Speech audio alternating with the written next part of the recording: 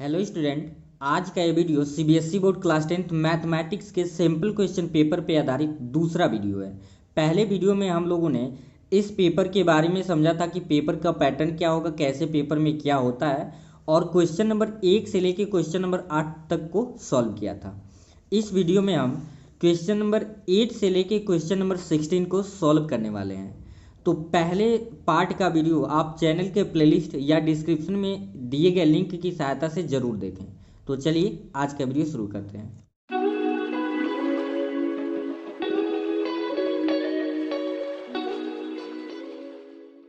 Question number 8 का आपका दिया हुआ, if P Q is equal to 28 centimetre then find the perimeter of triangle P L M. आपको triangle यहाँ पे एक फिगर दिखाई दे रहा है, इसमें पी एल एम ये ट्राइंगल बन रहा है, इसका क्या निकालना है, पेरीमीटर निकालना है। तो यहाँ पे जो टेजेंट का कॉन्सेप्ट होता है उसका हम क्या करने वाले हैं, यूज करने वाले हैं। तो ध्यान से देखेंगे, सिंपल सा क्वेश्चन है। यहाँ पे आप जानते हैं क्योंकि ये P एक एक्सटर्नल पॉइंट है तो PT और PQ क्या होंगे, इक्वल होंगे, क्योंकि एक्सटर्नल पॉइंट से टेजेंट जो ड्रा होता है सर्कल पे वो इक्वल होता है, इसलिए PQ is equal to PT। Reason क्या लिखेंगे, tangent to a circle from a common point.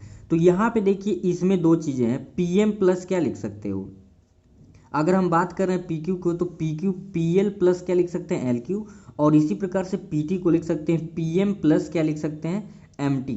PM plus क्या लिख सकते हैं, MT। अब फिर वही कॉन्सेप्ट टेजेंट वाला है, देखिए M से ये दोनों टेजेंट है, MT और MN, और फिर L से ये दो टेजेंट हैं, LN और LQ। तो MT की जगह पे हम NN भी रख सकते हैं, MN, और LQ की जगह पे हम क्या लिख सकते हैं, LN, क्योंकि ये दोनों आपस में क्या होंगे, इक्वल होंगे। बात समझ आ गया। तो यहाँ पे हम LQ की जगह पे क्या लिख दिए, LN, LQ की जगह पे क्या लिख दिए, LN, और फिर उसी प्रकार से MT की जगह पे क्या रख दिए, MN। इसे मान लेंगे इक्वेशन फर्स्ट। ऐसा क्यों हुआ है, क्योंकि LQ इक्वस टू LN और MT इक्वस टू MN, इसे इक्वेशन फर्स्ट मान लेंगे। अब क्या करना है, आपको पेरीमीटर ऑफ ट्राइंगल क्या निकालना था, PLM का। तो लिखेंगे now perimeter of triangle PLM। PLM perimeter मतलब लेंथ ऑफ साइड्स। तो यहाँ पे ध्यान से देखेंगे PL प्लस LM क्या लिखा गया है, PL plus LM plus PM, ये तीन साइड है।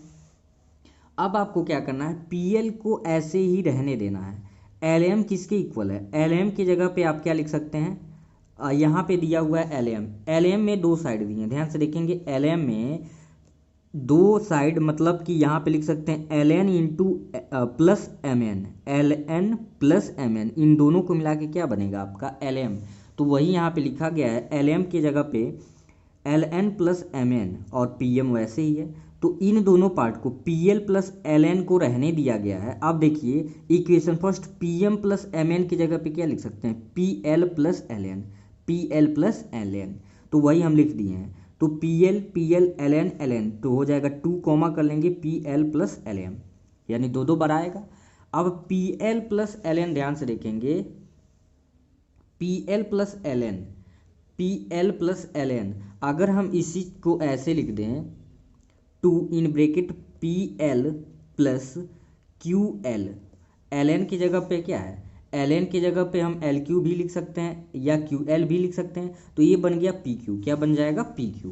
तो ये हो गया 2 इंटू PQ। आपके क्वेश्चन में दे रखा है कि PQ का लेंथ कितना है, 28 दिया है, तो 2 into 28 that is triangle PLM का आपका पेरीमीटर कितना आ गया, 56 सेंटीमीटर। तो आई होप आपको समझ आ गया हो। क्वेश्चन नंबर 9 भी आपका एक टेजेंट से रिलेटेड क्वेश्चन है, सर्कल पे आधारित। If two tangents are inclined at 60 degree are drawn to a circle of radius 3 centimetre then find the length of each tangent. आपको PA और PB ये दोनों टेजेंट के क्या फाइंड करने हैं, लेंथ। तो किसी भी एक का निकलेगा, PA निकलेगा तो उसी के बराबर आ जाएगा PB। कह रहा था यहाँ पे देखिए टोटल जो एंगल बना रहा था ये 60 डिग्री का, टोटल कितना था, 60 डिग्री। हमने कंसीडर क्या किया है कि एक यहाँ से OP को मिला दिया है, तो आपको भी सी बात है कि इसको 2 पार्ट में डिवाइड कर देगा, ये भी 30 हो जाएगा, ये भी 30। तो अब लिखेंगे यहाँ पे इन ट्रायंगल, देखिए यहाँ पे आपको पता है कि टेजेंट से अगर हम रेडियस एक ड्रॉ करें तो कितने डिग्री का एंगल बनाएगा, 90 डिग्री का। तो लिखेंगे इन ट्रायंगल, कोई भी ले सकते हैं, PAO लीजिए चाहे PBO लीजिए, किसी एक ट्रायंगल को कंसीडर करना है, तो हम ले ले रहे हैं PAO। देखिए क्या ले लीजिए, PAO। चूँकि अगर ये 90 डिग्री है तो 90 डिग्री के सामने को हम क्या बोलते हैं, हाइपोटेन्यूज बोलते हैं। इसे मान लीजिए बेस, तो ये क्या हो जाएगा, परपेंडिकुलर। तो अब यहाँ पे ट्रिग्नोमेट्री फंक्शन का यूज कर देना है। आपको क्या क्या पता है, परपेंडिकुलर पता है और बेस पता है। क्या क्या पता, मतलब कि यहाँ पे बेस पता है, निकालना है परपेंडिकुलर, क्योंकि परपेंडिकुलर ही तो टैजेंट हो रहा है। तो यहाँ से ध्यान से देखिए, एंगल ये है, अगर इसे एंगल मानोगे तो एंगल जब मानते हो तो ध्यान देना, एंगल के ठीक सामने क्या हो जाएगा, परपेंडिकुलर होगा। एंगल के ठीक सामने क्या होगा, परपेंडिकुलर, और ये वाला हो जाएगा बेस। और हाइपोटेनस तो हमेशा 90 के क्या होता है, सामने होता है। तो इसके अनुसार हम क्या करेंगे, सॉल्व करेंगे, लिखेंगे। बिकॉज हम जानते हैं tan theta is equal to कितना होता है, टेन थीटा इक्वल टू होता है परपेंडिकुलर बाई बेस। और थीटा की वैल्यू यहाँ पे क्या है, थीटा की वैल्यू 30 है। तो परपेंडिकुलर कितना होगा, परपेंडिकुलर यहाँ पे दे दिया है 3, और बेस आपका क्या है, बेस है आपका पी ए। तो यहाँ पे लिख लीजिए पी ए। टेन 30 की वैल्यू क्या होता है, 1/√3 is equal to 3 P A. तो क्रॉस मल्टीप्लाई यहाँ पे कर दोगे तो पी ए इक्वल टू क्या आ जाएगा, 3/√3। और चूंकि सेंटीमीटर में है तो ये भी आपका आ जाएगा सेंटीमीटर। तो ये आपका टैजेंट का क्या है, लेंथ है। नेक्स्ट क्वेश्चन 9 का ही, R9 में टोटल 2 क्वेश्चन दिए थे, तो देखते हैं। P Q is a tangent to a circle with centre O at point P. If triangle O P Q is a isosceles triangle then find angle O Q P. क्या निकालना है आपको, O Q P.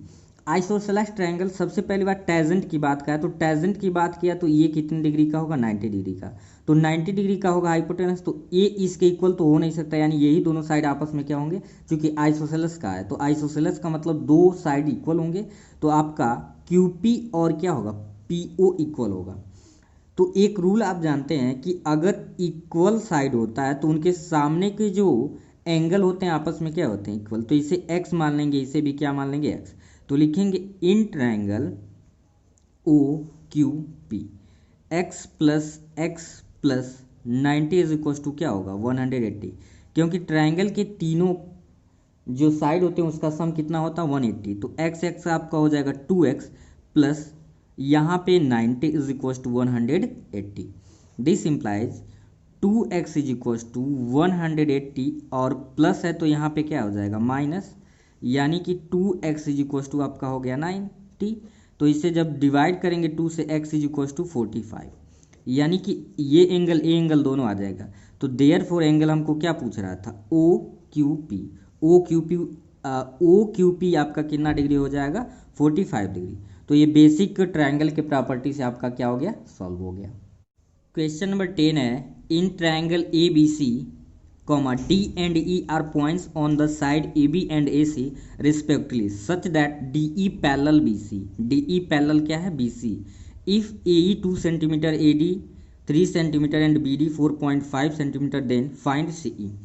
इस question में कह रहा था कि जो DE पैरेलल है BC के, तो यहाँ पे कॉन्सेप्ट ध्यान देंगे कि ए क्या होगा, इसके पैरेलल होगा। तो लिखेंगे फ्रॉम फिगर। तो आप ट्रायंगल में बेसिक प्रॉपर्टी ऑफ ट्रायंगल पढ़े होंगे, वहाँ पे क्या होता है कि अगर पैरेलल कोई लाइन है, एक ट्रायंगल के बीच में कोई, हम दोनों के बीच में पॉइंट लें और ये जो लाइन हो अन्य लाइन के क्या हो, पैरेलल हो, तो इस कंडीशन में हम क्या लिख सकते हैं, यानी इसका जो रेशियो होगा AD by DB is equal to AE by किसके होता है, AE बाई BC। कौन से रूल से, बाई यहाँ पे बेसिक आप क्या यूज कर रहे हैं, basic property of triangle, by using basic property of triangle. इसको शॉर्ट में हम क्या बोलते हैं, BPT, basic property of triangle. तो ये लिख देंगे बाय यूजिंग। आप जो भी मेथड क्वेश्चन में यूज करें सामने उसे नोट करना पड़ता है। तो ये याद रूल कर लेंगे कि अगर ऐसे कोई लाइन एक दूसरे के पैरेलल है ट्रायंगल में, तो इनका रेशियो जो होता है क्या होता है, सेम। अब वैल्यू पुटअप करिए, AD की वैल्यू यहाँ पे 3 है, DB क्या है आपका 4.5 है, इज इक्वल टू AE 2 है। आपको निकालना क्या है, CE निकालना है।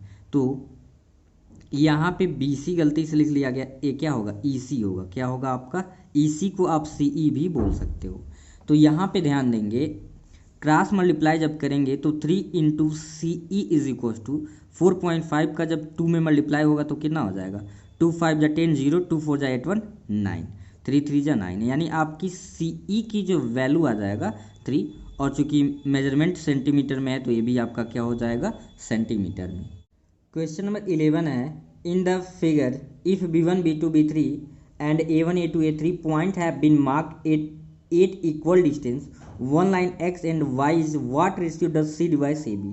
कह रहे हैं कि C जो AB को कौन से रेशियो में डिवाइड कर रहा है। तो यहाँ पे देखिए 8 पार्ट है x वाला और y क्या है 5, तो ये हो जाएगा 8:5 के रेशियो में क्या कर रहा है, डिवाइड कर रहा है। क्वेश्चन नंबर 12 दे रखा है, if sin A plus cos B is equal to 1, A 30 degree दिया है and B is an acute angle, then find the value of B। यह एक ट्रिग्नोमेट्री से क्वेश्चन है, सिंपल सा है, ध्यान देंगे। कह रहा है कि sin A plus cos B is equal to 1 और A की वैल्यू 30 डिग्री है, तो यहाँ पे क्या करेंगे, sin A की value 30 degree and plus cos B का वैल्यू हमें निकालना है। आप जानते हैं कि sin 30 की वैल्यू कितना होता है 1/2, तो 1/2 पुट अप कर दिए इज इक्वल टू मतलब cos B is equal to 1, this implies cos B is equal to 1, plus है तो क्या हो जाएगा माइनस, नीचे भी आप क्या लिख सकते हो 1, यानी कि cos B is equal to denominator 2 है, 2 1 जा 2, 2 - 1 यानी इज इक्वल टू क्या आ जाएगा 1/2। अब ध्यान देंगे यहाँ पे cos B is equal to है 1/2, cos में ही आपको बताना है कि 1/2 किसका होता है वैल्यू, तो cos में हम जानते हैं 1/2 किसका होता है 60 का, तो cos से cos कैंसिल आउट, देयरफॉर यहाँ से B की वैल्यू क्या आ गया 60। और क्वेश्चन में क्या कह रहा था, B आपका एक्यूट एंगल है, तो एक्यूट एंगल भी है, तो ये आपका ऐसे ही सिंपली फाइंड करना था। क्वेश्चन नंबर 13 है, if x is equal to 2 sin square theta and y equal to 2 cos square theta plus 1, then find the value of x plus Y.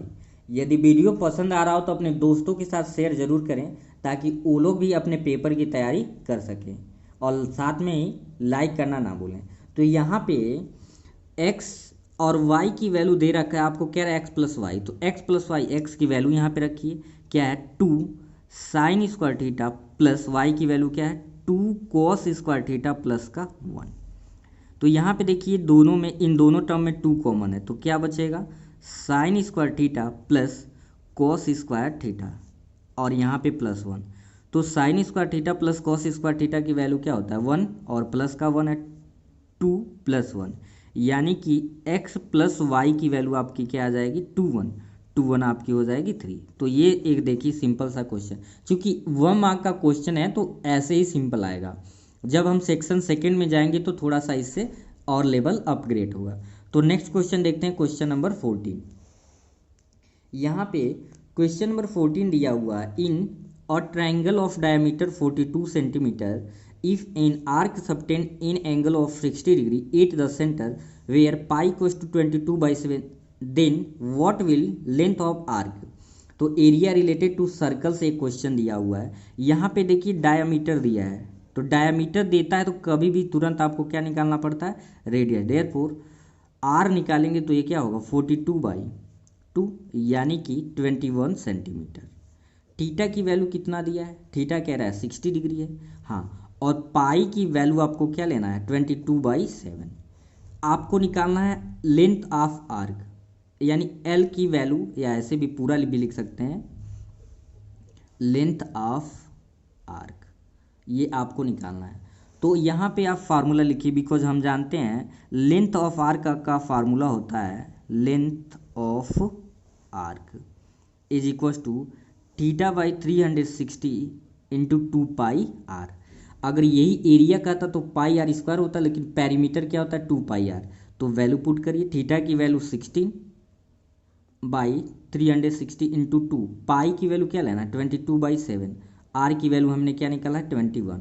तो यहाँ से कैंसिल आउट करिए वैल्यूज को, 0 से 0 कटा यानी 6 6 = 36 और 7 3 = 21, और इसे चाहे तो फिर आप काट सकते हैं 2 3 = 6 और फिर 3 से 3 काट देंगे, यानी कि कितना आ जाएगा आपका लेंथ आ जाएगा 22 सेंटीमीटर, यानी लेंथ ऑफ आर्क कितना आ गया 22 सेंटीमीटर। क्वेश्चन नंबर 15 है, कह रहा है कि 12 solid spheres of the same radii are made by metallic cylinder of base diameter 2 centimetre and height 16 centimetre, find the diameter of the each sphere. कह रहा है कि देखिए एक आपका सिलेंडर दिया हुआ था, उसका डायमीटर दे दिया और हाइट दे दिया है, इसको मेल्ट करके 12 सॉलिड स्फीयर सेम रेडियस के बनाए जा रहे हैं। इसका मतलब देखिए क्वेश्चन में जो दिया है लिख लेते हैं यहाँ पे, रेडियस ऑफ सिलेंडर क्या होगा आपका, क्योंकि ये देखिए डायामीटर दिया हुआ है, इसका डायामीटर दे दिया d इक्वल्स टू 2 सेंटीमीटर, तो हम रेडियस अगर इसका निकाले तो d/2 क्या होगा, d/2, यानी कि 2/2 इज इक्वल्स टू यहाँ पे 1 सेंटीमीटर हो गया। ठीक है, फार्मूला ये तो होता है r इक्वल्स टू d/2। और फिर हाइट भी इसका दे दिया है, किसका, सिलेंडर का हाइट दे दिया 16 सेंटीमीटर। तो आपको कह रहा है कि find the diameter of the each sphere, तो लिख लेंगे let radius of sphere is equals to r. यहाँ पे इसको हम कैपिटल मान लेते हैं क्योंकि दूसरे में भी आ रहा है। तो अकॉर्डिंग टू क्वेश्चन जो यहाँ पे वैल्यूम ऑफ सिलेंडर होगा वही वैल्यूम ऑफ क्या होगा, स्फीयर। तो वैल्यूम ऑफ सिलेंडर क्या होता है, पाई आर स्क्वायर एच। तो यहाँ पे आर भी कैपिटल लेना है, एच भी कैपिटल लेना है। और 1 स्फीयर का कितना होता है वैल्यूम, 4/3 पाई आर का क्यू। और कितना बनाया जा रहा है, इसको मेल्ट करके 12 सॉलिड स्फीयर्स बनाया जा रहा है, इसलिए इसमें किससे मल्टीप्लाई करेंगे, 12 से। और सबका रेडियस सेम है तो इसलिए रेडियस को क्या मान लेंगे, मतलब आर। और आर जब निकल जाएगा तो डायमीटर फाइंड कर लेंगे। तो यहाँ पे पाई से पाई को क्या कर दीजिए, कैंसल।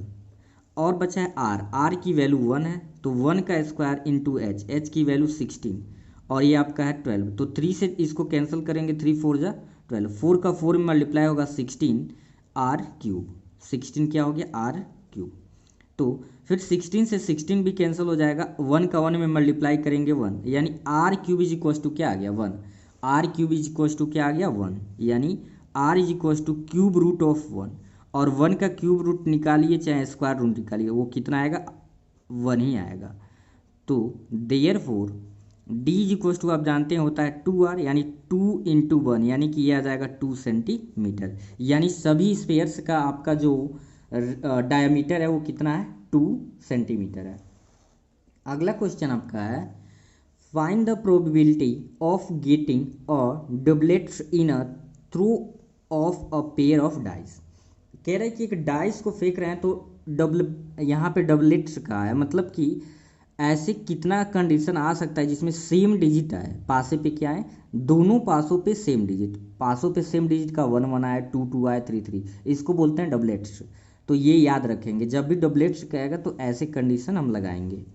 तो हम जानते हैं total outcome when 2 dice are thrown together are 1 1 आ सकता है, यानी पहले डाई में भी 1, दूसरे में भी 1, 1 2 1 3 1 4 1 5 1 6 2 1 2 2 2 3, ऐसे लास्ट तक 6 1 6 2 6 3 6 5 6 6, यानी ये प्रोबेबिलिटी आएगा। और जब इसे टोटल आप लिख के काउंट करोगे तो टोटल नंबर ऑफ आउटकम 36 होगा। वैसे भी आपको पता है कि 2 डाइस जब थ्रोन होते हैं तो टोटल नंबर ऑफ आउटकम कितना होता है 36, और इसे हम टोटल नंबर ऑफ आउटकम को NS से डिनोट करते हैं, 36 हो गया। फेवरेबल आउटकम्स आर, फेवरेबल मतलब डबलेट्स पूछ रहा था, मतलब एक ही डिजिट दोनों पासे पे आए, तो दोनों डाइस पे आए, तो 1 1 2 2 3 3 4 4 5 5 एंड 6 6, दैट इज NE। यानी फेवरेबल आउटकम आपका क्या है, फेवरेबल आउटकम 6 है। ऐसा कितना कंडीशन आ सकता है 6। तो हम जानते हैं प्रोबेबिलिटी का फार्मूला होता है NE/NS, यानी favourable outcome by total outcome. तो यहाँ पे 6/36, तो यहाँ से कैंसिल आउट कर देंगे, 1 बाई क्या आ जाएगा 6, ये आंसर आ जाएगा। 16 में 2 पार्ट दिए थे, तो 16 का ये आर है, ये भी आपके प्रोबेबिलिटी से ही एक क्वेश्चन है। कह रहे find the probability of getting a black queen when a card is drawn at random from a wheel shuffled pack of 52 cards. तो हम जानते हैं कि टोटल नंबर ऑफ कार्ड एक कितना होता है 52 होता है, टोटल नंबर ऑफ कार्ड कितने होते हैं 52, नंबर ऑफ ब्लैक क्वीन ये भी 2 होता है। तो देयर फॉर सिंपली ये प्रोबेबिलिटी ऑफ ब्लैक क्वीन क्या होगा, फेवरेबल आउटकम कितना है 2 और टोटल नंबर ऑफ आउटकम है 52, तो इससे डिवाइड कर देंगे, 2 1 जा 2 और 2 2 जा 4 2 6 जा 12, यानी कि ये आ जाएगा 1/26 आंसर। तो सेक्शन फर्स्ट में मतलब आपके टोटल 16 क्वेश्चन 16 क्वेश्चंस थे, तो ये सॉल्व हो चुका है। तो आज के वीडियो में सिर्फ इतना ही। आज के वीडियो के बारे में कमेंट सेक्शन में ज़रूर बताएं। अब अगले वीडियो में आपको सेक्शन सेकंड के क्वेश्चन सॉल्व करवाए जाएंगे। तो फिर मिलते हैं नेक्स्ट वीडियो में, तब तक के लिए थैंक यू।